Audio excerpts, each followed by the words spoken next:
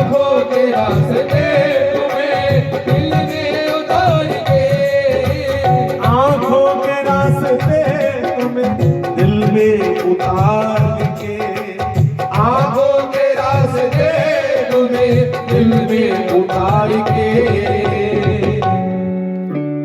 हर पल ए पाके यार तुम्हें देखती रहूं, हर पल के बाके यार तुम्हें देखते रहो। विदुरानी भगवान को देख रहे और भगवान विदुरानी को पकड़ करके कहते हैं चाची या बाहर ही खड़ा रखोगी, अंदर आने के लिए नहीं कहोगे। मृदुला कहती है कि प्रभु जी आपका घर है, आपको अंदर आने के लिए मैं क्या कहूंगी, आप आइए ना। भगवान अंदर गए, लेकिन मृदुला विदुरानी को कुछ होश नहीं है कि मैंने क्या करना है, भगवान का स्वागत कैसे करना है। ना द्वार पर तेल चोया, ना भगवान को भैया आरती उतारी, ना भगवान को पुष्प, भगवान को हृदय से ही प्यार कर रही है। भगवान तो अंदर है, इसलिए मंदिर का अर्थ जो मन के अंदर है वो भगवान है। भगवान नहीं देखते कि भैया आपके हाथ में आरती की थाली है या नहीं है, भगवान नहीं देखते कि आपके हाथ में चढ़ाने के लिए फूल है या नहीं है, भगवान नहीं देखते कि आपके हाथ में 500 का नोट है, 10 का नोट है, 20 का नोट है, भगवान कुछ नहीं देखते। अन्न धन और वस्त्र भूषण कुछ ना मुझको चाहिए। भगवान कहते कि मुझे कुछ भी नहीं चाहिए, तो चाहिए क्या? आप हो जाए मेरा, बस यही मेरा सत्कार है। बस खुद मेरा हो जा, तो मेरा बनकर तो देख। अगर करुणा के सागर नाम अर्जुन को कहना, विदुरानी की ऐसी दशा है, भगवान को बैठने के लिए आसन तक नहीं दिया। भगवान ने खुद मांगा चाची कोई आसन तो बैठने के लिए। भाग करके गई, एक पीढ़ी लेकर के आई, भगवान के लिए बिछाई, लेकिन कैसे बिछाई बंधुओं, उल्टी पीढ़ी रख करके भगवान से कहती है भगवान बैठ जाओ, और मेरे प्रभु उल्टी पीढ़ी के ऊपर बैठ गए। बैठ करके आनंदित हो रहे हैं और आते कहते हैं कि चाची जल्दी से कुछ खाने को लाओ, भूख से प्राण निकले जा रहे, बहुत भूख लगी। वो भगवान तो दुर्योधन से कहते हैं कि तुम्हारे व्यवहार ने मेरी भूख मिटा दी, मेरी भूख मर गई। लेकिन वो भगवान विदुर जी के घर में कहते हैं कि मुझे बहुत भूख लगी, अभी खाने को लाओ। जैसे बच्चे जिद करते हैं, विदुरानी कहती है कि प्रभु थोड़ी देर प्रतीक्षा करनी पड़ेगी, अभी आपके चाचा गए हैं कुछ लाएंगे। तो कहा कि चाची घर में कुछ नहीं है, रात की बची हुई की बासी रोटी ले आओ, कोई फल ले आओ, कुछ ना कुछ तो लाओ, अभी तो कुछ ना कुछ खिलाओ। विदुरानी भाग करके गई, पीछे बाग में केले लगे थे, केले तोड़ करके लाई, उनको धो करके भगवान के सामने रख दिया। भगवान लगाओ भोग। भगवान विदुरानी को देख करके कहते हैं कि माँ आज मुझे माँ यशोदा की याद आ रही है, अगर अपने हाथ से खिला देना तो मेरी वो प्यास मिट जाए। मुझे माँ यशोदा की बड़ी याद आ रही है, अपने हाथों से खिलाओ ना। विदुरानी प्रेम में बह करके भगवान को भोग लगाने लगी। केला छिलती है और वो केले का छिलका जो नीचे फेंकना है, जो केले का फल भगवान को खिलाना है, केले का छिलका भगवान के मुख में दे दिया। केला बहुत प्रेम दिलाई, केला बहुत प्रेम दिलाई, ओ गिरी गिरी सब देत गिराई, गिरी गिरी सब देत गिराई। छिलका देत श्याम मुख माही, छिलका देत श्याम मुख माही, ओ छिलका देत श्याम मुख माही, छिलका श्याम मुख माही। लागे बहुत सुहावना, लागे बहुत सुहावना, आज हरि आए विदुर घर पावना, आज हरि आए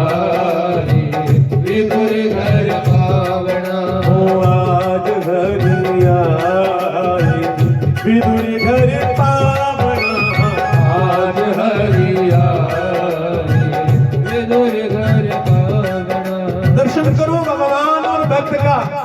भगवान उल्टी पीढ़ी के ऊपर बैठे हैं, उल्टी पट्टी के ऊपर बैठे हैं। भगवान का भक्त भगवान को क्या खिला रहा है? केले के छिलके। वो जो गिरी गिरी है केले की वो नीचे फेंक रही है विदुरानी। झांकी का दर्शन करो बंधु। और उसी झांकी का दर्शन किया किसने? विदुर जी ने। विदुर जी भाग करके आए तो आगे आकर के क्या देखा? इतने में विदुर घर आए, इतने में विदुर घर आए, खरे खरे तब वचन सुनाए, खरे तब वचन सुनाए। अरे मूर्ख करे पापी क्या कर रही है? कितना बड़ा व्रत कर रही है तू, क्या कर रही है? विदुरानी ने सोचा कि मैं क्या कर रही हूँ, मुझे कुछ पता नहीं है। छिलका देत श्याम मुख माही, छिलका देत श्याम मुख माही, छिलका देत श्याम मुख माही, छिलका देत श्याम मुख माही। कहाँ गवाई भावना, कहाँ गवाई भावना, आज हरि आए विदुर घर पावना, आज हरि आए विदुर घर पावना। पकड़ करके लाया विदुरानी को। क्या कर रही है मूर्ख? भगवान को कहाँ बिठा दी? विदुरानी ने देखा कि मैंने अनर्थ कर दिया, मैंने सब कुछ उल्टा पुल्टा कर दिया। विदुरानी अपने सिर को अपने दोनों हाथों से नीचे दबा करके फूट फूट करके रोने लगी कि मैंने क्या कर दिया। विदुर जी ने हाथ जोड़ करके भगवान के चरणों में निवेदन किया, क्षमा प्रार्थना की कि प्रभु क्षमा करना, कि बावरी हो गई है, ये पागल हो गई है, इसको नहीं पता कि आपका कैसे सत्कार करना है।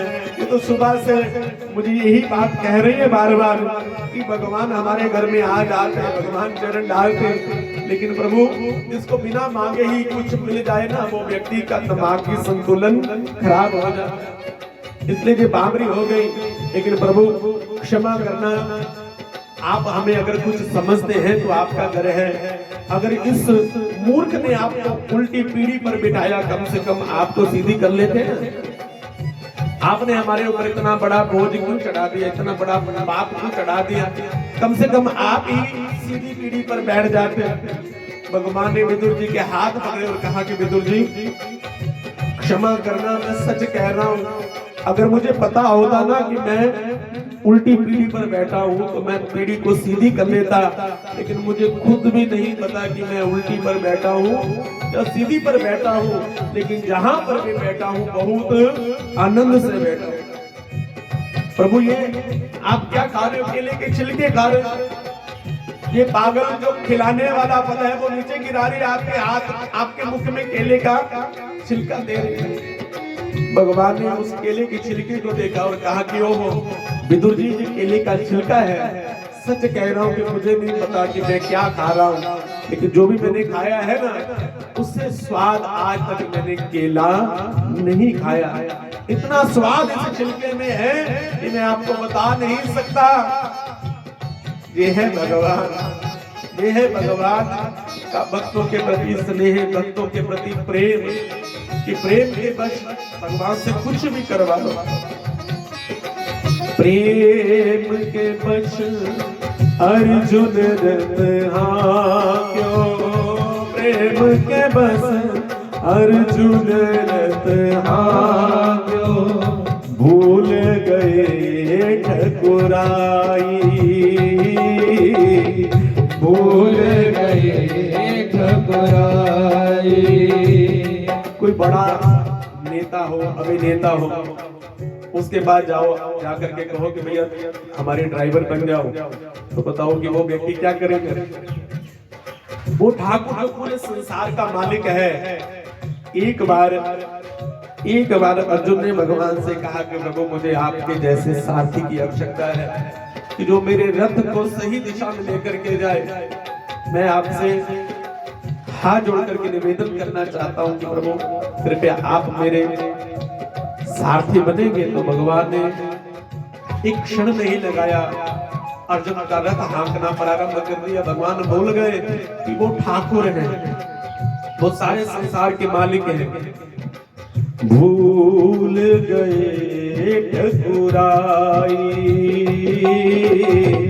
भूल गए ठकुराई, सबसे ऊंची प्रेम सगाई, सबसे ऊंची प्रेम सगाई। भगवान ने कहा कि विदुर जी मुझे नहीं पता कि मैं कहाँ बैठा हूँ, मैं क्या खा रहा हूँ, लेकिन बड़ा आनंद आ रहा है, बहुत आनंद आ रहा है।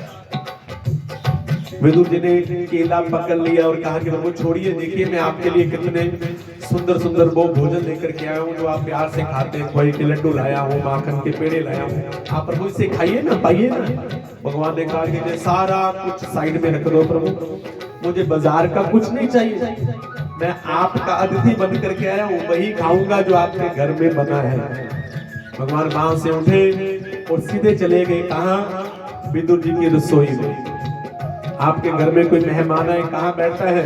आपके ड्राइंग रूम में, वहीं से चला जाता है। आपकी रसोई तक कौन सा मेहमान जाएगा जिससे आपका सबसे ज्यादा प्यार होगा? भगवान पहुंच गए विदुर जी की रसोई में, और विदुर जी की रसोई में विदुर रानी ने चूल्हे के ऊपर क्या रखा हुआ था? सरसों का साग। भगवान ने ढक्कन उठाया और उंगली से वो साग निकाला और अपने मुख पर लगाया, और आज तक मेरे ठाकुर जी उस साग को याद करते हैं और तब तक भोग नहीं लगाते जब तक विदुर का वो साग याद नहीं दिलाया जाता। दुर्योधन के मेरे त्यागे, दुर्योधन के मेरे त्यागे, साग विदुर घर खाई, साग विदुर घर खाई, सबसे ऊंची प्रेम सगाई, सबसे ऊंची प्रेम सगाई। भगवान केवल और केवल भाव देखते हैं। विदुर जी ने कहा कि प्रभु अब महाभारत का युद्ध। भगवान मुस्कुराए और कहा कि विदुर जी अब महाभारत का युद्ध होकर ही रहेगा, क्योंकि जहां सच ना चले वहां, बोलो भैया, झूठ सही, जहां हक ना मिले वहां लूट सही। प्यार से बात माने तो अच्छी बात है, नहीं माने तो दूसरा भैया उंगली टेढ़ी करनी पड़ती है। भगवान ने कहा महाभारत का युद्ध होकर ही रहेगा। विदुर जी तब से तीर्थ यात्रा के लिए चले गए, और आज उद्धव जी को वो सारी कथा बता रहे हैं कि मेरे घर में भगवान ने केले के छिलके खाए, वो साग खाया, और भगवान उसका ऋण चुकाने की बात कर रहे हैं। तो कहा कि जाइए विदुर जी, आप हरिद्वार में मैत्रेय हरि जी से जाकर के मिलिए, वो आपका इंतजार कर रहे हैं, क्योंकि वो सारे का सारा ज्ञान उन्हीं के पास है। विदुर जी गए कहाँ? हरिद्वार में। बोली गंगा मैया की जय। विदुर जी गए मैत्रेय हरि जी के आश्रम में। जैसे पहुंचे तो मैत्रेय हरि जी ने उठ करके विदुर जी का स्वागत किया। आओ धर्मात्मा विदुर जी, मैं आप ही का इंतजार कर रहा था। क्यों? विदुर जी को क्या कहा? धर्मात्मा। विदुर जी को उनके पूर्व जन्म की कथा सुनाई। किसने? मैत्रेय हरि जी। कहा कि महाराज आप पूर्व जन्म में धर्मराज की गद्दी पर सुशोभित हैं। कभी कभी व्यक्ति बड़े पद पर बैठकर भी कभी कभी, क्योंकि इंसान गलतियों का पुतला है ना, कभी कभी गलती हो जाती है, कभी कभी निर्णय देने में भैया गलती हो जाती है। ऐसे ही विदुर जी महाराज अपने पूर्व जन्म में धर्मराज थे। इनसे एक गलती हो गई, न्याय करने में थोड़ा सा गड़बड़ हो गई।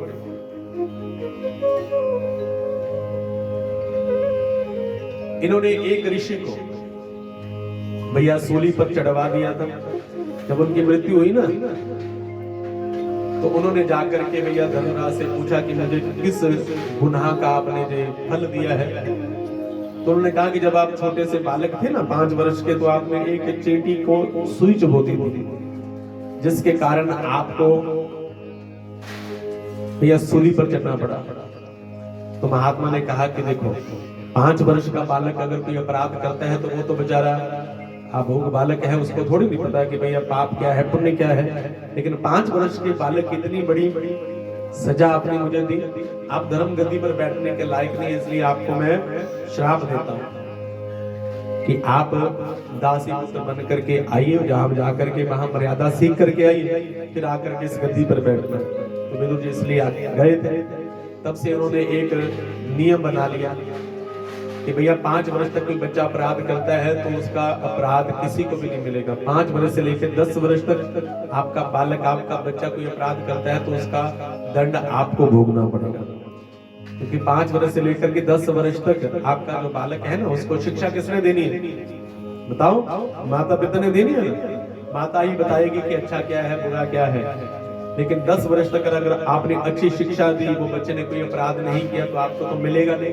10 वर्ष के बाद अगर कोई अपराध करता है तो उसका फल उसको स्वयं भोगना पड़ेगा। प्रेम से जय श्री कृष्ण, जय श्री कृष्ण।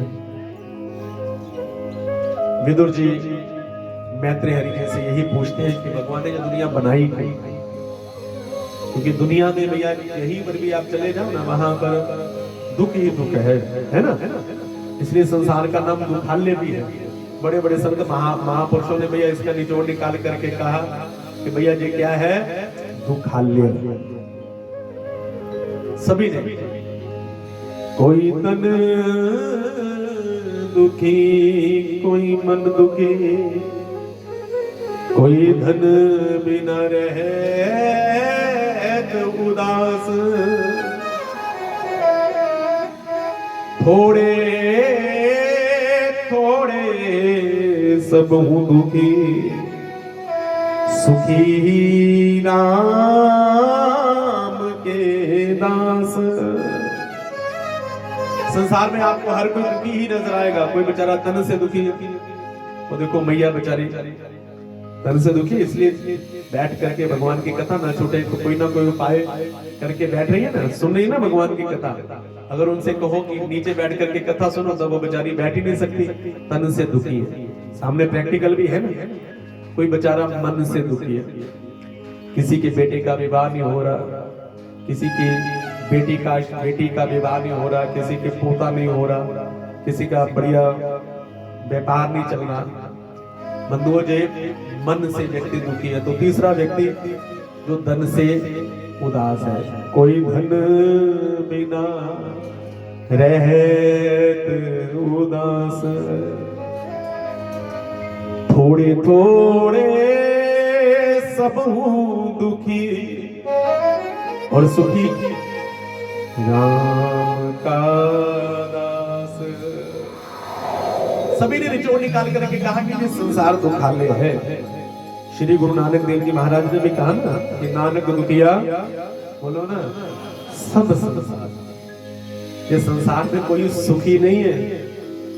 अगर हम कहें ना कि भैया हम सुखी हैं, तो हम सुखी वास्तव में नहीं है। जो हमें भी मिल रहा है ना भैया, वही हमारे दुख का कारण है। जो आज आपको लग रहा है ना कि ये सुख है, नहीं ये सुख नहीं है, ये दुख है। नहीं तो पीछे चलो, पुराने समय में किसी के घर में पंखा तक नहीं होता, किसी के घर में पंखे की तो बात छोड़ो भैया, लाइट तक नहीं थी, है ना। तो हमारे बुजुर्ग कितने प्रेम से रहते थे, दिया बाल करके, लाइटन बाल करके। आज वो समय याद करो तो अंदर सकारात्मक ऊर्जा आती है नहीं आती, जिसको हम पॉजिटिविटी कहते हैं कि भैया कितना सुंदर समय था। कि भैया गांव में कोई लड़की निकले ना, बेटी निकले, तो सभी कहते थे कि हमारे गांव की बेटी है। बेटी का विवाह होता था तो पूरे गांव के लोग उसमें सम्मिलित हो जाते थे। किसी के घर से चारपाई आ रही है, किसी के घर से रजाई आ रही है, तलाई आ रही है, किसी के घर से भैया लस्सी आ रही है, किसी के घर से दूध आ रहा है। सभी मिल बांट करके कितना सुंदर समय व्यतीत किया हुआ है। वो पहले वाला समय बढ़िया था कि अब बढ़ गया है? बोलो, पहले वाला बढ़िया है ना। लेकिन बंधु यही 10 साल बाद, 10 साल बाद ये वाला समय जो आज हम व्यतीत करें ना, 10 साल बाद यही समय बहुत ज्यादा बढ़िया होगा। आप कहेंगे कि 10 साल पहले हमने जो कथा सुनी थी ना, 10 साल के बाद वैसी कथा आपको नहीं मिलेगी। ये संसार है ही दुखालय। एक सब्जी की दुकान पर हम सब्जी खरीदते हैं, मेडिकल स्टोर पर हम दवाइयां खरीदते हैं, कपड़े की दुकान पर हम कपड़ा खरीदते हैं, राशन की दुकान पर हम राशन खरीदते हैं। इसलिए भगवान ने यहाँ पर लिखा दिया दुखालय। लेकिन हम इतने मूर्ख हैं जहाँ पर सुख ही ढूंढते रहते हैं। यहाँ पर मिलता ही दुख है तो सुख कहां से आएगा बोलो?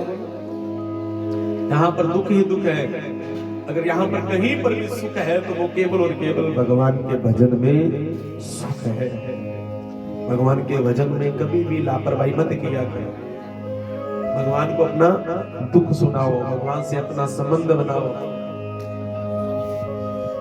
नानक दुखिया सब संसार, कबीरा सब जग निर्धना, धनवंता नहीं कोई। जिस संसार निर्धन है, जिस संसार दुख का घर है, जिस संसार संसरती थी, संसार जो सरक रहा है, ये किसी की पकड़ में नहीं आता बंधु। आया है सो जाएगा। क्या राजा रंग फकीर, कोई सिंहासन चढ़े चलो तो कोई बदत जात जंजीर। हर कोई आ रहा है और जा रहा है। ये किराए की धर्मशाला में हम सभी रुकते हैं। जब हमारा समय आता है तो हम सभी चले जाते हैं। कि धमदा परोसाया सा आवे ना आवे। इसलिए कभी भी किसी से नफरत मत करो। छड़ झगड़े ते करिए प्यार, दम आवे ना आवे। हम इतने भैया अपने आप को क्या कहें, हम इतने स्वार्थी हैं ना, हम इतने दोगले हैं। जब व्यक्ति जी रहा होता है ना तो हम उसको जीने नहीं देते। जब व्यक्ति जी रहा है तो हम उसे जीने नहीं देते। जब वो बेचारा मर जाता है तो फिर हम उसे मरने भी नहीं देते। कहते हैं कि भैया बड़ा अच्छा था, बड़ी चंगी सी बेचारी, किसी के साथ इसने बुरा नहीं किया। लेकिन जब जी रही थी तो इसने किसी के साथ अच्छा नहीं किया। मरने के बाद इसने किसी के साथ बुरा नहीं किया। देखो भैया हमें भी पता है, कुछ लोग नरक में भी जाते हैं, कुछ स्वर्ग में भी जाते हैं। जाते हैं कि नहीं जाते? बोलो भैया, जाते हैं ना? नरक में जाते हैं, स्वर्ग में जाते हैं। लेकिन फिर भी मरने के बाद हम किसी के नीचे नरकवासी क्यों नहीं लिखते? बहुत से लोग ऐसे भी है ना, हमें पक्का पता है कि इस दुष्ट ने जीवन में कभी अच्छा काम नहीं किया, मरने के बाद ये नरक ही गया होगा। लेकिन फिर भी हम उसकी फोटो के नीचे लिखते हैं, क्या बात लिखते हैं? स्वर्गवासी। आज तक किसी के फोटो के नीचे आपने नरकवासी लिखा देखा? इसका मतलब कि जो संसार के सारे व्यक्ति झूठे हैं। क्या है? झूठे। संसार में सब कुछ उल्टा पुल्टा है, सब कुछ उल्टा पुल्टा। कुछ भी यहाँ पर सीधा नहीं है। सीधा है तो 2 अक्षर का नाम राम, कृष्ण। इसलिए बंधु भगवान से अपना संबंध बनाओ। विदुर जी ने मैत्री हरि जी से कहा कि मैं जानना चाहता हूँ कि भगवान ऐसा संसार बनाते ही क्यों है। अब यहाँ से सृष्टि की रचना कैसी हुई उसकी कथा है। भगवान जब चाहते हैं कि मैं एक से अनेक बनूं, जब भगवान के मन में संकल्प आता है कि मैं एक से अनेक बनूं, तो भगवान क्या करते हैं? सृष्टि की रचना करते हैं। ये श्रीमद् भागवत महापुराण में सृष्टि की रचना जो है वो नारायण से प्रारंभ होती है। शिव महापुराण की कथा आपने सुनी है? बोलो भैया, सुनी है? नहीं सुनी ना तो सुनना। तो वहां पर जो सृष्टि की रचना होगी वो भोले बाबा से प्रारंभ होगी। कभी भी भगवान की कथाओं को सुनकर के अपने मन में कोई शंका मत लेकर के आना कि पंडित जी ने कहा क्या से यहाँ शिव महापुराण की कथा में ये है क्या भैया, यहाँ पर भगवान शिव बड़े हैं, यहाँ पर नारायण बड़े हैं, ऐसा क्यों है? ऐसा इसलिए है क्योंकि मतलब अलग अलग कल्पों में अलग अलग प्रकार से सृष्टि होती है। आपने अपना घर बनाया, बनाने से पहले जो पुराना था उसे तोड़ दिया, है ना? जब पुराना था वो पुराने नक्शे का बना हुआ था, आप ऐसा ही बनाओगे? बताओ, वैसा ही बनाओगे? वो इतनी बड़ी भैया 18 इंच की दीवारें बनाओगे, आप दीवार को छोटा करोगे ना, 9 इंच का बनाओगे, अब फिर उसमें बड़े बड़े आले होंगे। तो आजकल आले लगते हैं बताओ, बड़ी बड़ी खिड़कियां होती थी वो लगती हैं, तो उसके ऊपर भी भैया छत होती थी, उसके अंदर सामान रखने के लिए वो स्टोर रूम, जिसको वो प्रशक्ति भी बोलते हैं, तो आजकल वो बनती है। तो हम खुद भी तो पुराना गल तोड़ करके नए डिजाइन का बनाते हैं ना, तो ऐसे भी भगवान जब जब सृष्टि की रचना करते हैं तो अलग अलग प्रकार से करते हैं। कभी कभी भोले बाबा कहते हैं कि मैं सृष्टि करूंगा, कभी कभी नारायण के द्वारा सृष्टि होती है, तो कल्पों में अलग अलग प्रकार से सृष्टियां होती हैं। नमो स्मनंताय सहस्र मूर्ते सहस्र पादोक्षरोर बाहवे सहस्र नामे सहस्र पुरुषाय सहस्र कोटि युग धारण्य नमः। भगवान का पार नहीं पाया जा सकता, इसलिए उसका नाम है परमात्मा। क्या नाम है? परमात्मा, परम ब्रह्म कहते हैं ना। परमात्मा का मतलब जिसका पार ना पाया जा सके। हमें तो भाई अपना भी नहीं पता कि हम कौन है। हम अपने नाम से संसार में प्रचलित हो जाते हैं कि मेरा ये नाम है, उसको उसी नाम से उसको पुकारना शुरू कर देते हैं। लेकिन बंधुओं, वास्तव में हम सभी क्या है? हम सभी आत्मा हैं। क्या है? बड़ा ऊंची बोलो, क्या है? आत्मा। आत्मा बहुत छोटा स्वरूप है, बहुत सूक्ष्म स्वरूप है। आत्मा को कभी किसी ने देखा? किसी ने नहीं देखा ना। क्यों नहीं देखा? क्योंकि इतनी छोटी है आत्मा की दिखाई ही नहीं है। अपने सिर का एक बाल लो, उंगली के बराबर, प्रैक्टिकल कर लेना, वैसे तो होगा ही नहीं। कितना उंगली के बराबर बाल लेना, बाल के फिर उसी बाल के 100 टुकड़े करना। कितने टुकड़े? 100 टुकड़े। उन 100 टुकड़ों में से जो एक टुकड़ा बचे ना, फिर उसके फिर 100 टुकड़े करना। होंगे? बताओ। आप कहोगे कि महाराज ऐसी तो कोई कैंची नहीं आई जो उतने से बाल के 100 टुकड़े कर देगा। लेकिन चलो कोई उपकरण आपको मिल भी जाए, तो एक इतने से बाल के 100 टुकड़े, उनमें से जो एक टुकड़ा बचे इसके फिर 100 टुकड़े, और उनमें से जो एक टुकड़ा बचे, इतना छोटा स्वरूप किसका है? आत्मा। वही आत्मा आपके अंदर भी है, वही आत्मा मेरे अंदर भी, वही आत्मा चींटी के अंदर भी, वही आत्मा इस मक्खी के अंदर भी, वही आत्मा मच्छर के अंदर भी, वही आत्मा हाथी के अंदर भी, वही आत्मा वृक्ष के अंदर भी। वो छोटी सी सूक्ष्म आत्मा। सर्दियों में हम आग जलाते हैं ना, घर में चूल्हा जलाते हैं, तो चूल्हे में जब आग जलाई जाती है तो उसमें से चिंगारी निकलती है ना, चिंगारियां निकलती है ना। ऐसे ही वो परमात्मा अग्निपुंज के बीच में से निकली हुई हम चिंगारियां, हम जीव आत्माएं हैं, और अपने अपने कर्मों के द्वारा अनेक अनेक प्रकार के शरीर प्राप्त करते हैं। जैसा कर्म वैसा ही हमें शरीर मिल जाता है। अगर हम मरने के बाद क्या बनेंगे, तो उसके लिए गरुड़ पुराण पढ़ लेना। हम मरने के बाद क्या बनेंगे, वो मंजिल हमारी कौन सी है, वो गरुड़ पुराण आपको बता देगा। रामायण में भी कहीं कहीं लिखा हुआ है, सबकी निंदा जे जड़ करही ते चमगादर होई अवतरही। आपने चमगादड़ को देखा है? चमगादड़ को देखा है जो वृक्षों पर उल्टी लटकी होती है? तो चमगादड़ को देख करके भैया ये समझा करो कि ये चमगादड़ क्यों बनी, क्योंकि इसने ना सबकी निंदा की हुई है। जो व्यक्ति सबकी निंदा करने वाला होता है, अगले जन्म में क्या बनता है? चमगादड़। गरुड़ पुराण में तो भैया बहुत विस्तार से लिखा हुआ है। सारे गांवों में यज्ञ के पूजन का ठेका लेने वाला जो ये सोचे ना कि भैया सारा कुछ मेनू मिल जाए, तो अगले जन्म में क्या बनता है? मुर्गा बनता है। भगवान कहते हैं 2 बाघ और सबको जगाओ, वो क्या बनता है? बोलो भैया, मुर्गा।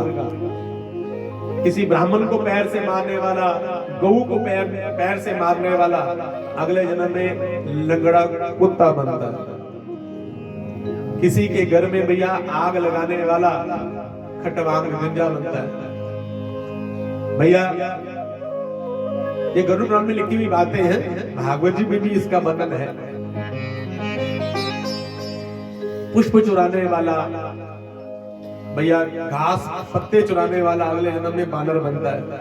ये सारी बातें दे रखी हैं शास्त्रों में। इसलिए बंधुओं, कोई भी कर्म करना है, हाँ बोलो कि भैया हमने अगले जन्म में भी बंदा बनना है।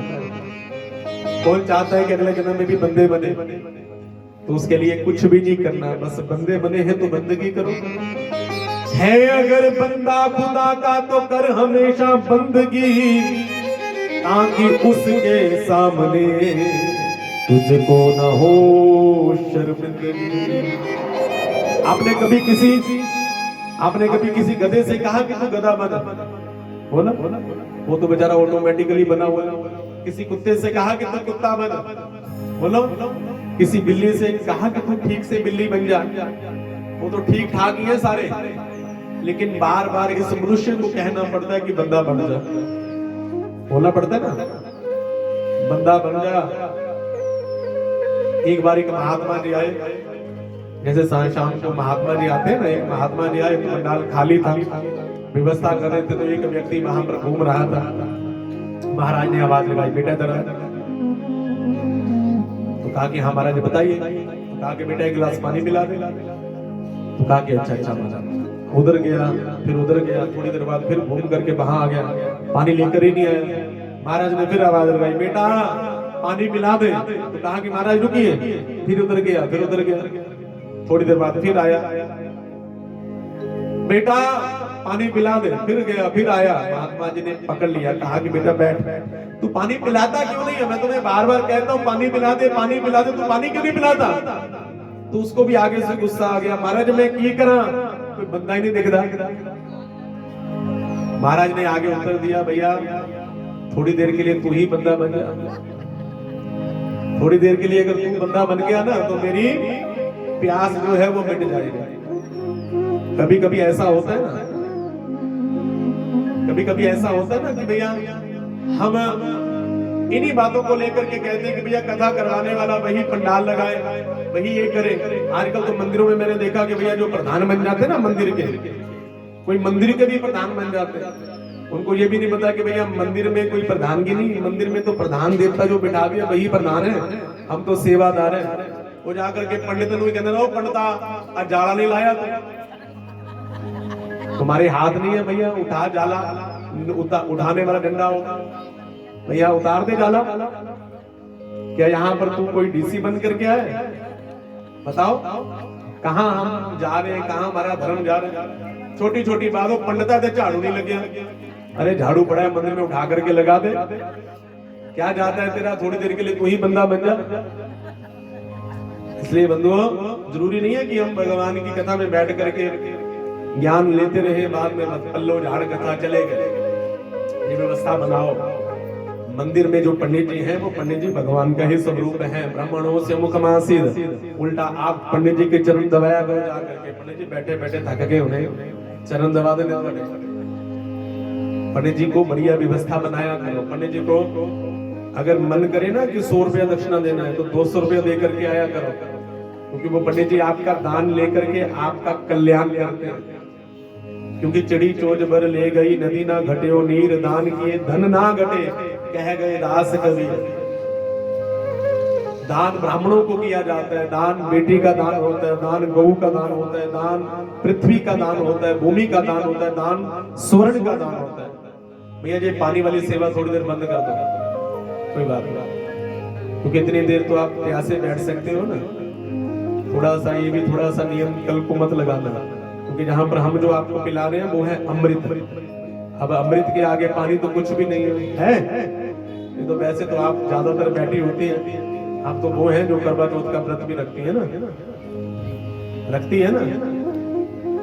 सुबह सुबह वो आलू के परोठे खा करके, सरगी खा करके, आलू का परोठा खाओ तो सारा दिन इतनी प्यास लगती, इतनी प्यास लगती, लेकिन आप तो प्यासी रहती है। अगर वहां रह सकती हो पूरा दिन तो यहाँ पर भी 2-2.5 घंटे बैठ सकती हो या नहीं बैठ सकती। इसलिए भगवान की कथा में कोई पानी नहीं, ठीक है, यहाँ पर तो केवल और केवल अमृत। एक बार हम मेला घूमने के लिए गए, वहां पर ना एक रस बेलने वाली बेलना लगा हुआ था, तो उसमें एक कैसेट लगी हुई थी। वो रस बेलने वाले ने बहुत सुंदर रिकॉर्डिंग लगाई हुई थी एक बहन जी की। वो बार बार आवाज लगा रही, सुनो बहन जी, सुनो बाजी, ਤੁਹਾਡਾ ਧਿਆਨ किधर है? रस दा बेला तो इधर। वो बार बार ये बात कह रही थी, मैंने सोचा कि ये आवाज किधर से आ रही है, तो मेरा भी ध्यान उधर गया। कोई ऐसा बोले तो ध्यान जाएगा या नहीं जाएगा? सुनो भैन जी, सुनो भाजी, ਤੁਹਾਡਾ ध्यान किधर है? रस दा बेला तो इधर है। मैंने कहा कि भैया ये तो बड़ी सुंदर इसने रिकॉर्डिंग लगा रखी है, ये तो मेरे काम की है, क्योंकि हमारा काम भी तो रस बेचना है ना। फर्क सिर्फ इतना है कि वो गन्ने का रस बेचते हैं और हम भगवान के नाम का रस बेचते हैं। इसलिए भैया कोई गड़बड़ हो तो हम भी कह देते हैं कि सुनो भैन जी, ਤੁਹਾਡਾ ध्यान किधर है? रस दा बेला दा इधर है। तो इसलिए यहाँ से जो रस मिलेगा, जो अमृत मिलेगा, जो आपका जीवन भैया बोलो कल्याण कर देगा। देखिए भगवान की कथा जब शुरू होती है, धीरे धीरे धीरे भगवान की कथा में हम गर्म होते हैं ना, तो मैं आपको गर्म कर रहा हूँ कि भाई साहब पानी पिला पिला करके ठंडा कर, वैसे ऊपर से इतनी ठंड है। नहीं तो मेरी ओर देख लो, आप तो आराम से बैठ करके सुन रहे हो, मैं तो उल्टा बोल भी रहा हूँ ना, तो पानी की जरूरत तो मुझे ज्यादा होनी चाहिए। लेकिन फिर भी नियम है भैया, भगवान की कथा को स्वच्छता से ही श्रवण करो। हमारे सनातन धर्म में भगवान को भोग लगाने के बाद हम खाते हैं, भगवान को भोग लगाने के बाद ही खाते हैं ना। अब देखो भगवान सामने बैठे हैं ना, भगवान मानते हो या नहीं मानते? भगवान सामने बैठे हैं और आपके घर में कोई अतिथि आया, वो बैठा है और उसके सामने आप पानी पीते रहो, बताओ ये सभ्यता है? नहीं ना। पहले उसको पूछो ना कि आपने पीना है। तो इसलिए ये नियम बनाओ भगवान की कथा। एक दो दिन आपको थोड़ी सी दिक्कत परेशानी हो सकती है, लेकिन उसके बाद कृपा बरसेगी, आपको खुद लगेगा कि महाराज जी ठीक कह रहे हैं। हमारी बेटी पल्लवी जो विदेश से आई, एक बार उसके लिए ताली बजाओ। हमारी अशोक कुमारी जी की प्यारी बेटी पल्लवी के तरह, बेटा खड़ा हो, खड़ा हो जा मेरा बेटा। इस बेटी ने 1 लाख रुपया भगवान की कथा के लिए दिया। एक बार जोरदार तालियां बजाओ। भजन करत बिटिया भली और बिना भजन नहीं पूत, शबरी को मुक्ति मिली और धुंधकारी भयो भूत। कभी भी आपके घर में बेटी हो जाए ना, तो कभी दुखी मत होया करो, सुखी हो जाया करो कि ये बेटी शबरी जैसी, मां मीरा जैसी बने, तो हमारा भी नाम कर दे। भजन करत बिटिया भली और बिना भजन नहीं पूत। कोई बेटा हो जाए तो इतना प्रसन्न भी मत हुआ करो, भगवान से प्रार्थना किया करो कि ये प्रहलाद जी जैसा, ध्रुव जी जैसा निकले, कहीं धुंधकारी जैसा ना निकल जाए। खुद तो नरक में जाएगा और हमें भी ले डूबेगा, कहीं अजामिल जैसा ना हो जाए। इसलिए बंधुओं, बेटी में कभी भी फर्क मत किया करो। ऐसी बेटियां जिसके घर में जाती है, आगे जिसके घर में जाएंगी भैया जय जयकार है। नहीं तो आजकल बेटियों को भैया अपने सूट से, अपने मेकअप किट से ही फुर्सत नहीं है। तो धन्य है जो बेटी जिसने भैया अपनी कमाई भगवान की कथा में लगाई है। एक बार फिर ताली बजाओ। क्योंकि भैया हम 10 रुपया खर्च करने से भी, भगवान को चढ़ाने से भी सोचते हैं कि वही है ना जेड़ा फटिया हुआ है। भगवान के द्वार में भी चेपी वाला नोट चढ़ाते हैं, क्योंकि हम इतने समझदार हैं, हमें पता है कि ये बाजार में नहीं चलेगा, भगवान के दरबार में चल जाएगा। भगवान के दरबार में तो मोटे सिक्के भी चले जाते हैं, फटे पुराने नोट भी बोलो भैया चले जाते हैं। चढ़ा दो, कोई फर्क नहीं पड़ता भगवान को भी, लेकिन चढ़ाओ तो भाव से चढ़ाओ। लेकिन हम वहां पर अगर ये सोच करके चढ़ाएंगे भैया ये 10 रुपए और कहीं नहीं चढ़ेंगे, भगवान के दरबार में चढ़ेंगे, तो फिर भगवान भी वैसा ही काम करते हैं। गला हुआ फल भगवान को चढ़ाओगे ना, तो आगे संतान भी गली हुई ही मिलेगी। जैसा जैसा खाओ अन्न वैसा होवे मन, जैसा बीज बोदोगे वैसा ही फल होगा। प्रेम से जय श्री जय श्री राधे। भगवान चाहते हैं कि मैं एक से अनेक बनूं, तो भगवान सृष्टि की रचना करते हैं। सबसे पहले क्षीर सागर में नारायण भगवान जब आराम कर रहे होते तो भगवान की नाभि में से एक कमल निकलता है। क्या निकलता है? कमल का फूल। और उसमें ब्रह्मा जी की उत्पत्ति हुई। ब्रह्मा जी ने इधर देखा एक मुख इधर प्रकट हो गया, इधर देखा एक मुख इधर प्रकट हो गया, इधर देखा एक मुख इधर प्रकट हो गया, इधर देखा एक मुख, बोलो भैया, इधर प्रकट हो गया। कितने मुख हो गए? चतुर्मुख ब्रह्मा जी। लेकिन वो ब्रह्मा जी ने कहा कि मैं आया कहां से। कभी नाल के अंदर जाते हैं, कमल की जो डोडी होती है ना नाल, कभी उसके अंदर जाते, कभी बाहर आते हैं, हजारों वर्ष घूमते रहे। मुझे शिक्षा में देते हैं कि भैया जीवन पर्यंत घूमते रहो, पुनरपि जन्म पुनरपि मरणम, कुछ भी होने वाला नहीं है। फिर उसके बाद ब्रह्मा जी ने कहा कि भैया अंदर जाने से बाहर आने से कोई फर्क तो पड़ नहीं रहा, कोई लाभ तो हो नहीं रहा, इसलिए क्यों ना मैं टिक करके बैठ जाऊं। तो ब्रह्मा जी टिक करके बैठ गए, ध्यान किया। क्या किया? ध्यान। थोड़ा सा ध्यान किया तो दो शब्द सुनाई दिए, त और प। क्या बन गया? तप। ब्रह्मा जी ने तप किया, कितने हजारों वर्षों तक तप किया। तप करने के बाद ब्रह्मा जी को नारायण भगवान का साक्षात्कार हुआ। बोलिए सत्य नारायण भगवान की जय। ब्रह्मा जी ने तप किया, नारायण भगवान का सामने दर्शन किया। तो ब्रह्मा जी ने हाथ जोड़ करके भगवान से प्रार्थना की कि प्रभु मैं कौन हूं। तो भगवान ने कहा कि आप मेरे पुत्र हो, हमने आपको बनाया है सृष्टि की रचना के लिए, आपके द्वारा हम सृष्टि की रचना करेंगे। तो कहा कि प्रभु कैसे करें, हमारे पास मटेरियल नहीं है। तो मेरे प्रभु ने ब्रह्मा जी को चतुश्लोकी भागवत प्रदान की। ये 4 श्लोक भागवत के ब्रह्मा जी को प्रदान किए। ब्रह्मा जी ने इन्हीं 4 श्लोकों के ऊपर सृष्टि की रचना की। पहले 5 तत्व पहले बन चुके थे, फिर ब्रह्मा जी ने भैया ये सारे पहाड़, जल स्तोत्र, ये पेड़ पौधे इत्यादि सारी पशु पक्षियों की सृष्टि करने के बाद मन में संकल्प लिया कि अब मैं मानव सृष्टि करूं। कौन सी सृष्टि? मानव सृष्टि। तो मानव सृष्टि में सबसे पहले 4 पुत्रों को जन्म दिया। ये कौन है? भगवान का प्रथम अवतार सनकादि ऋषि, जिनका नाम है सनक, सनंदन, सनातन और सनत कुमार। इन चारों ने हाथ जोड़ करके ब्रह्मा जी की स्तुति की। ब्रह्मा जी ने कहा कि बेटा चलो हमारे साथ सृष्टि की रचना करो। इन चारों ने हाथ जोड़ दिए। प्रभु नहीं। क्या नहीं? तो कहा कि सृष्टि की रचना हम नहीं करेंगे। तो आप क्या करोगे? तो कहा हरि शरणम हरि शरणम हरि शरणम हरि शरणम। हम हरि की शरण में रहेंगे, इसलिए 4 के 4 अभी तक 6-6 वर्ष के बालक ही हैं। पूरे ब्रह्मांड में हरि शरणम लेकर के घूमते रहते। ब्रह्मा जी को क्रोध आया। ब्रह्मा जी की बुकटी में से रुद्र भगवान का प्रादुर्भाव हो गया। बोलिए रुद्र भगवान की जय। बोलिए शंकर भगवान की जय। रुद्र भगवान से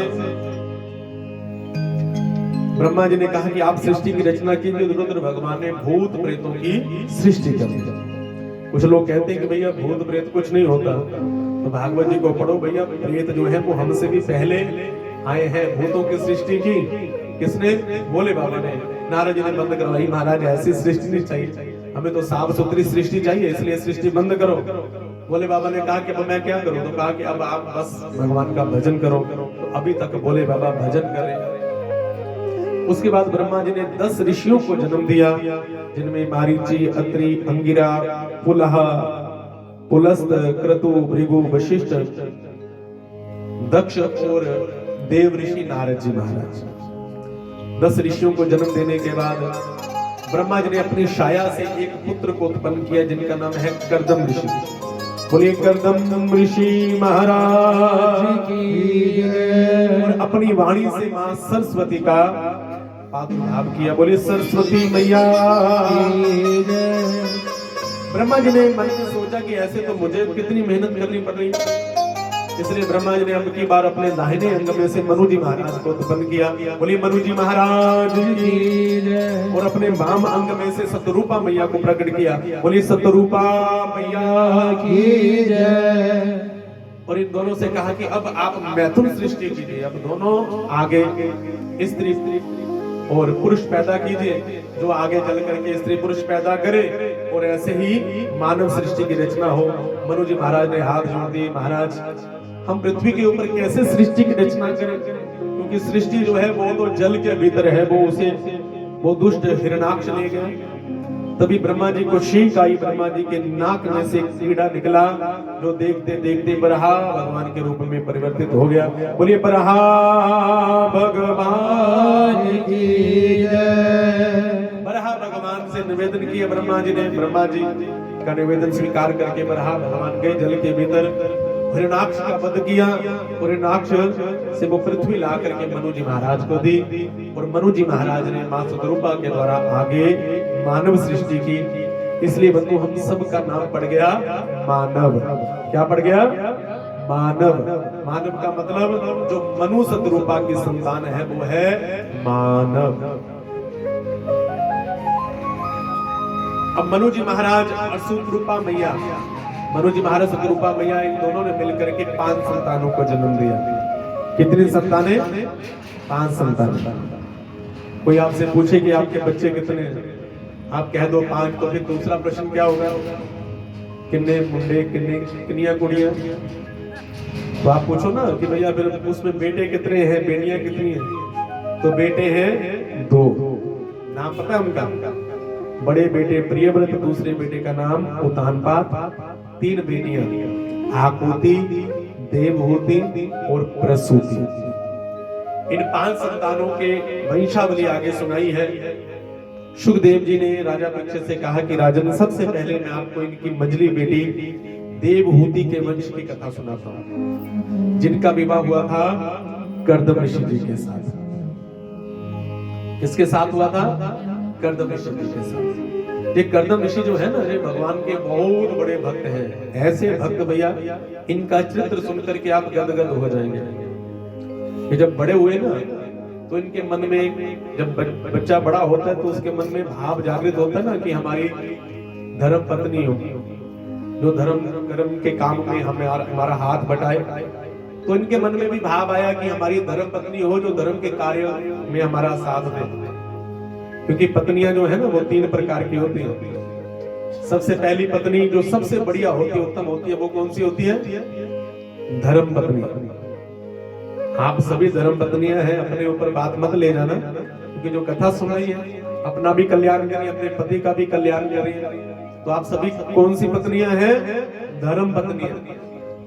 लेकिन कुछ पत्नियां भी होती हैं। पत्नी का अर्थ होता है जो अपने पति की कमाई को शॉपिंग मॉल में उड़ाए, अपने पति का पतन करवाए। वो कौन सी होती है? बोलो, पत्नी। पति की कमाई को धर्म के काम में लगाए। जो कथा करवा रहे हैं, चलो जी कटो 2100 1100 जितना भी समर्था है, चलो कटाओ पर्ची। भगवान की कथा चल रही है, वहां पर 2 दान अपने पति से लड़कर झगड़कर भी जो दान करवाती है, वो कौन सी पत्नी है? धर्म पत्नी। अब तीसरी बड़ी खतरनाक है, अंग्रेजों वाली वाइफ। वाइफ का मतलब पता है आपको? अगर मैं आज आपको वाइफ का मतलब बता दूं ना, फुल फॉर्म वाइफ की, तो आप कभी नहीं कहेंगे कि मैं उनकी वाइफ हूं। वाइफ का मतलब होता है without information fighting every time. जो बिना इंफॉर्मेशन दे हर समय फाइट करती रहती है, वो होती है वाइफ। इसलिए आप वाइफ बनोगी, पत्नी बनोगी, क्या बनोगी? थोड़ा ऊंची बोलो। धर्म। कौन सी पत्नी? धर्म पत्नी।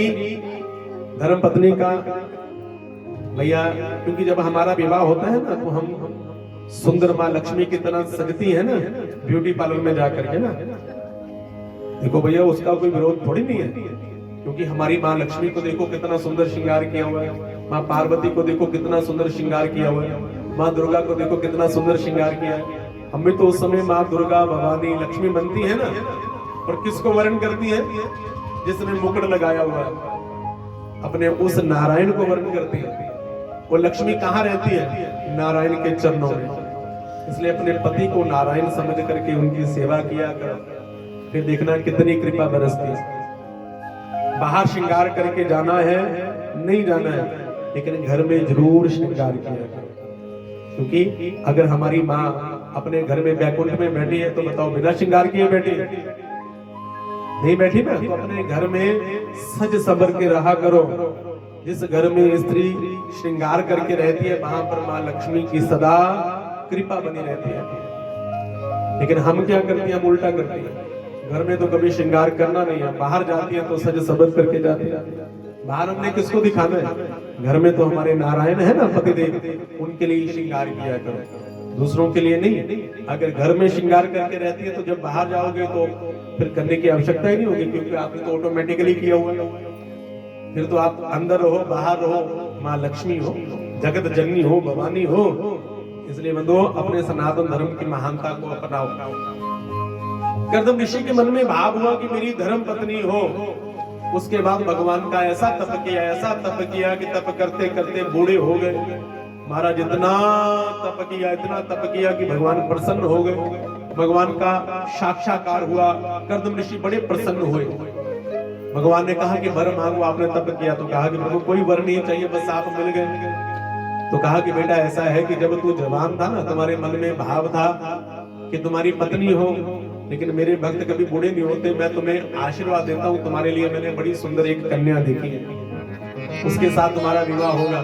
तो कर्दम ऋषि शर्मा गए। भगवान ने कहा कि बेटा शर्मा मत, अगर दूंगा तो धर्म पत्नी ही दूंगा। ब्रह्मा जी से कह दिया कि अपने बेटे मनु जी महाराज से कहिए ना कि अपनी मंजली बेटी देवहूति का हाथ मेरे पुत्र के हाथ में देवे। कहा कि देवहूति का रिश्ता लेकर के जब उसके माता पिता मनु सतरूप आएंगे तो उस बेटी का हाथ पकड़ लेना, स्वीकार कर लेना, उसको अपनी धर्म पत्नी बना लेना। कर्दम ऋषि ने हाथ जोड़े, कहा कि प्रभु अगर आप पत्नी दे रहे हैं तो एक कृपा और कर दो। तो कहा कि और क्या चाहिए? तो कहा कि अपने जैसा एक पुत्र भी दे दो, आपके जैसा मेरा बेटा भी हो। भगवान ने कहा कि अपने जैसा कहाँ ढूंढने जाऊंगा, मैं वरदान देता हूँ कि मैं खुद तुम्हारे घर में बेटा बन करके आऊंगा। भगवान इतना कह करके अंतर ध्यान हो गए। मनु जी महाराज अपनी बेटी को लेकर के आए। देवहूति को भगवान का आदेश था, स्वीकार किया, पानी ग्रहण किया। देवहूति मैया के साथ कर्दम ऋषि का विवाह हो गया। लेकिन इनको आदत है, चस्का है भगवान की भक्ति का। ऐसा प्राणायाम चढ़ाया कि महाराज हजारों वर्ष की समाधि लगे। और देखो घर में नई नवेली दुल्हन आई, सुंदर श्रृंगार करके दुल्हन आई है, लेकिन महाराज जी समाधि में चले गए हजारों वर्ष। 1000 वर्ष की समाधि के बाद जैसे ही आंखें खोली तो सामने कौन था?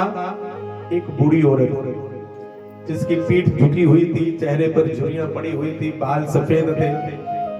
उस देवी को देख करके कर्दम ऋषि कहते हैं कि देवी आप कौन हो माँ? देवी कहां से आई? तो कहा कि बाप प्रभु ऐसा भगवान की भक्ति में लीन हुई कि मुझे भूल गए। आज से हजारों वर्ष पहले मेरे माता पिता आपके चरणों में मुझे छोड़ करके गए थे, मैं आपकी धर्म पत्नी हूँ देवहूति।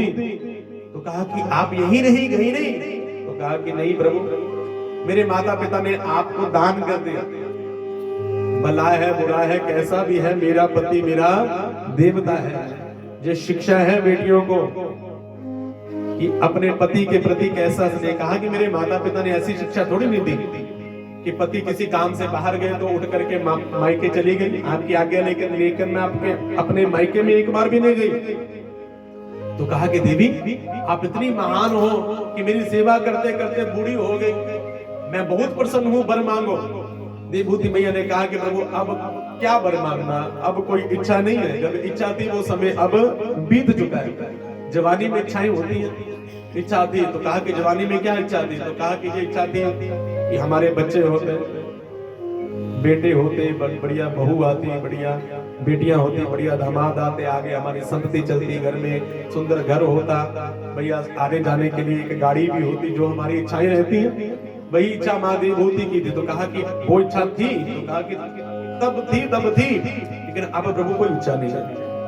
कहा कि चलो फिर स्नान करने चलते हैं। तो इन्हीं के आश्रम में एक सरोवर है, बिंदु नाम का सरोवर। ऐसा सरोवर जहां पर शेर और बकरी एक साथ जल पीते हैं, लेकिन कभी भी कोई हिंसा नहीं होती। पकड़ करके ले गए हाथ और कहा कि लगाओ देवी डुबकी। तो ऐसी डुबकी लगाई जैसे ऊपर आए कर्दम ऋषि 25 वर्ष के देवहूति 16 वर्ष की कन्या बन गई। कर्दम ऋषि महाराज की जय। तो बंधुओं ऐसे जय श्री राम। तो ऐसे संत महापुरुष हुए हमारे सनातन में भैया, जो बूढ़े व्यक्ति को भी क्या कर दे जवान। हम चमन प्राश खाते हैं ना, सर्दियों में तो अभी चमनप्राश बहुत से घरों में ये चमनप्राश चमन ऋषि ने बनाया हुआ है, इनकी कथा भागवत जी में ही है। इन्होंने भैया ऐसा चमनप्राश बनाया कि बूढ़े से जवान हो गए, और कर्दम ऋषि ने बूढ़ी देवहूति को जवान कर दिया और खुद भी जवान हो गए। कहा कि और क्या इच्छा थी, और इच्छा थी कि घर में बढ़िया गाड़ी हो। अरे गाड़ी को छोड़ो, हम विमान बनाते हैं। ऐसा जहाज बनाया, ऐसा विमान बनाया जिसका नाम था कामक विमान। कैसा था? कामक। कामक का मतलब कामना से चलता था। हम यहाँ बैठे हैं कामना की, चलो होशियारपुर पहुंचा दो तो होशियारपुर ले जाएगा, चलो सुबह कथा में चलना है मकेरिया तो मकेरिया ले आएगा, आपका जहाँ मायका है वहां ले जाएगा, वहां इच्छा हुई चलो हरिद्वार में तो गंगा में स्नान भी करवाएगा। ऐसा विमान बनाया, कामक विमान। लेकिन आगे संतति चली तो इनके घर में कितनी बेटियां हुई? कथा सुनी हुई ना आपने, कितनी बेटियां हुई? हम तो एक बेटी हो ना तो सिर पकड़ करके बैठ जाते हैं कि हो गया। इनके घर में 9 बेटियां थी। कितनी बेटियां? 9 बेटियां। ये बेटियां कभी बोझ नहीं होती, और इनकी बेटियां तो साक्षात नवदा भक्ति। इतनी महान बेटियां, इतनी महान बेटियां कि भैया जिनका चरित्र गाने लगे तो भैया भागवत की कथा इनकी बेटियों के ऊपर ही हो रही। अनसुईया मैया का नाम सुना है आपने? जिन्होंने ब्रह्मा विष्णु महेश को 6 महीने के बालक बना दिया था। वो किसकी बेटी है? देवहूति मैया की, कर्दम ऋषि की। वशिष्ठ जी की पत्नी अरुंधति, वो भी इन्हीं की बेटी है। भृगु ऋषि की बेटी ख्याति, वो भी इन्हीं की बेटी है। भैया बहुत महान बेटियां हुई। होश की बूंद होती है बेटियां, फर्श खुरदरा हो तो रोती है बेटियां। उगाए जाते हैं बेटे, उग जाती हैं बेटियां। लाड लड़ाए जाते हैं बेटे, लाड लड़ जाती हैं बेटियां। पढ़ाए जाते हैं बेटे, पढ़ जाती हैं बेटियां। एक कुल का मान होता है बेटा, 2 कुलों का मान बढ़ाती है बेटियां। उड़ाए जाते हैं बेटे, लेकिन एक समय बाबुल का घर छोड़ के उड़ जाती है बेटियां। इन 9 बेटियों के लिए, 9 माताओं के लिए ताली बजाइए। बड़ी महान बेटियां, ऐसी बेटियां भगवान सबको दे। एक एक बेटी का चरित्र गाने लगे तो भैया भगवान की कथा को छोड़ करके नहीं, देवियों का चरित्र गाने में ही हमारा समय बीत जाएगा। लेकिन भैया समय बीतता गया। कर्दम ऋषि ने कहा कि देखो, सबसे पहले होता है ब्रह्मचर्य, हमने उसका भी पालन किया। दूसरे नंबर पर होता है गृहस्थ, हमने उसका भी पालन कर दिया देवी। अब तीसरा जो आश्रम है वो है वानप्रस्थ। अब उसमें भी हमने प्रवेश करना है, अब हम वन को जाना चाहते हैं। उसके बाद फिर संन्यास ग्रहण करेंगे। देवहूति ने कहा कि प्रभु आप ये तो देखो आपका परिवार कैसा है, आपके घर में 9 बेटियां हैं। अगर बेटा होता तो बात कुछ और थी। 9 बेटियों को मैं कैसे बड़ा करूंगी, कैसे इनका विवाह करूंगी, इनके लिए बढ़िया बढ़िया भैया देखने हैं ना, सुयोग भर भी देखना है। तभी कर्दम ऋषि को याद आया कि भगवान ने तुझे वचन दे रखा है कि मैं इनके घर में बोलो क्या बन करके आऊंगा, पुत्र बन करके आऊंगा। तो अब की बार भगवान आए किस रूप में? कपिल रूप में। बोलिए कपिल भगवान की जय। कपिल भगवान का जन्म हुआ तो कपिल भगवान का दर्शन करने के लिए ब्रह्मा जी आए। अपने 10 पुत्रों को ला रहे थे तो बीच में से नारद जी कहीं घूमने के लिए चले गए, तो बचे कितने? 9 बेटों को साथ में लेकर के आए। कपिल भगवान का दर्शन किया। दर्शन करने के बाद जाने लगे तो हाथ जोड़ करके निवेदन किया कर्दम ऋषि ने कि महाराज ऐसा है कि आप आए हैं, आपके साथ 9 बेटा है और मेरे घर में कितनी है? 9 बेटियां। इसलिए महाराज अगर आप हमारे समधी बन जाए ना तो फिर मेरी भी जिम्मेवारी समाप्त हो जाएगी, हम आगे वानप्रस्थ के लिए जाएंगे। तो ब्रह्मा जी ने कहा कि नेकी और पूछ पूछ, ऐसी बेटियां कौन नहीं चाहता किसे ना मिले। अगर ये मेरे बेटों के साथ विवाही जाए तो मेरा तो भाग्य ही संवर जाएगा। तो 9 बेटियों का विवाह ब्रह्मा जी के 9 बेटों के साथ हुआ। कला नाम की कन्या का विवाह मारीची जी के साथ हुआ, अनसुईया का विवाह अत्रि जी के साथ हुआ, श्रद्धा का विवाह अंगिरा ऋषि जी के साथ हुआ, रविभू का विवाह पुलस्त ऋषि जी के साथ हुआ, गति का विवाह पुलह ऋषि जी के साथ हुआ, क्रिया का विवाह क्रतु जी के साथ हुआ, भृगु जी का विवाह ख्याति के साथ हुआ, वशिष्ठ जी का विवाह अरुंधति जी के साथ हुआ, धर्वा का विवाह गति के साथ हुआ। विवाह करने के बाद बेटियां अपने अपने घर चली गई और उधर कदम ऋषि चले गए कहां? वन को। अब घर में कौन है? केवल मैया और साथ में बेटा। एक बार प्रातः काल का समय था, कपिल भगवान चबूतरे के ऊपर बैठ करके अपना संध्या वंदन ध्यान कर रहे थे और अंदर से देवहूति मैया निकली और भगवान का वो मुखमंडल देख करके गदगद हो गए, जैसे मेरा सांवरा मुझे मिल गया। भगवान को देख करके एकदम गंभीर हो गए और मन में विचार किया कि आज मैं इनको अपना पुत्र ना समझ करके अगर भगवान समझ करके इनके चरणों में कोई निवेदन करूं तो ये हो सकता है कि मेरा कल्याण कर दे, मेरे ऊपर कृपा कर दे। और गई जाकर के भगवान के चरणों में बैठ गई और हाथ जोड़ करके कहती है कि प्रभु आज मैं आपकी मां नहीं, आज मैं आपकी शिष्या बन करके आपके चरणों में आई हूं और आप अपने ज्ञान की कुठार से मेरे हृदय का सारा अज्ञान जो है उसको विध्वंस कर दो। अब मैंने जो जीवन जो है वो आपके चरणों में सौंप दिया है। जीवन है तेरे हवाले मुरलिया वाले,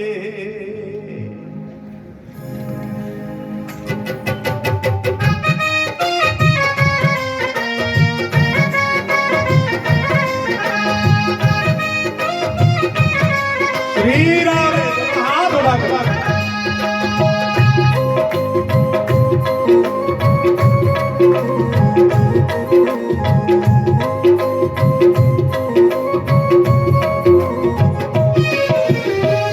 जीवन है तेरे हवाले मुरलिया वाले, जीवन है तेरे हवाले मुरलिया वाले, बाके मुरलिया वाले प्यारे मुरलिया वाले, बाके मुरलिया वाले प्यारे मुरलिया वाले, जीवन है तेरे हवाले मुरलिया वाले, जीवन है तेरे हवाले मुरलिया। एक बार दोनों हाथ उठा करके भाव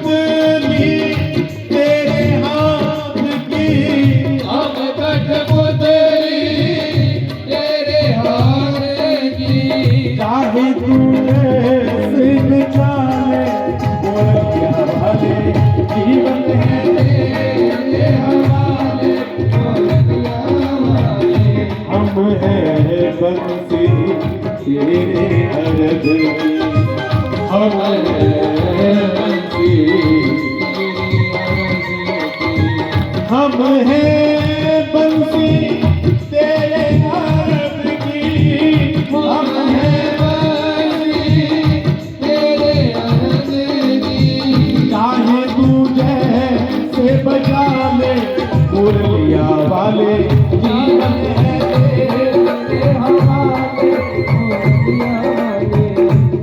मन है